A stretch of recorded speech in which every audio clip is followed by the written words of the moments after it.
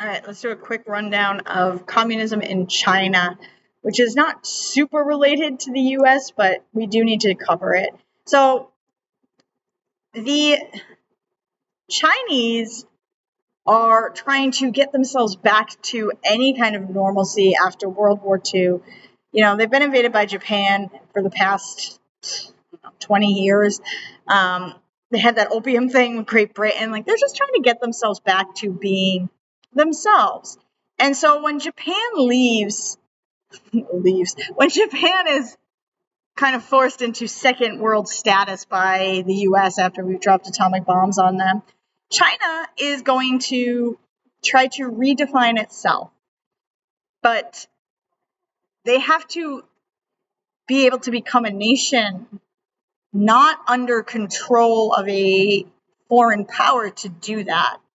And so there's two conflicting powers in China that would like to take control of China.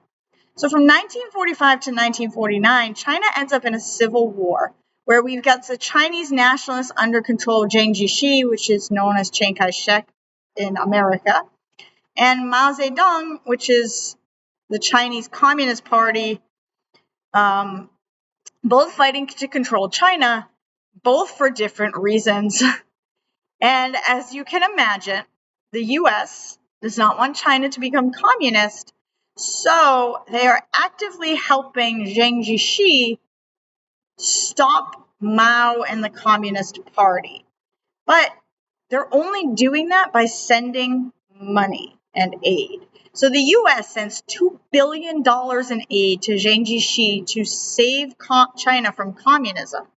Truman absolutely refuses to send military aid, though. He's like, it's not our job. Also, it's 1945. Like, we just got out of the war with Japan.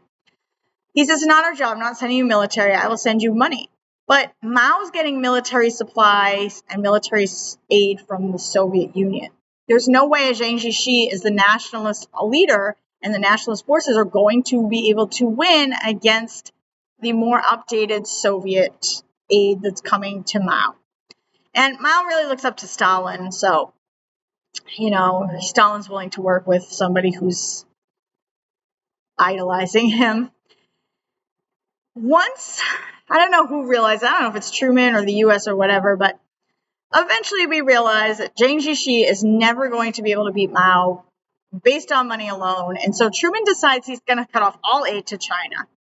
And we like to do this. We like to get involved, and then when it doesn't work out, just leave and let the people deal with it themselves, which we could just do in the beginning and we wouldn't even be in the problem. But after we've gotten ourselves involved, it really makes a difference because now people are mad at each other. And so we have left China and Jiang Jieshi and his nationalist forces to fight the communists on their own. It doesn't go well. Chinese people are starving.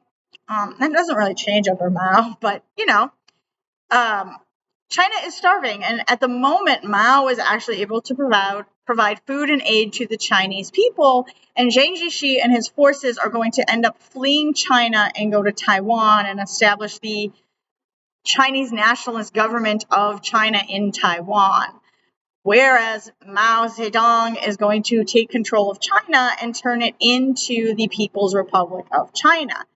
And the communist revolution in China is fascinating, and there's a lot of starvation and death and backyard furnaces and shooting down pigeons, but unfortunately we don't have time for that. This is US, not world, so our video is going to really just end here with China.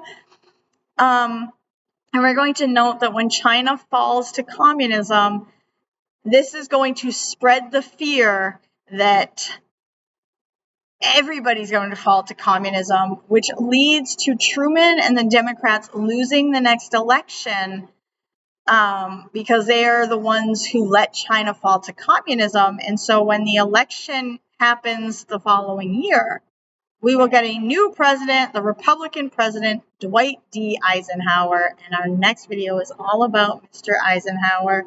And do we really like Ike? We'll find out.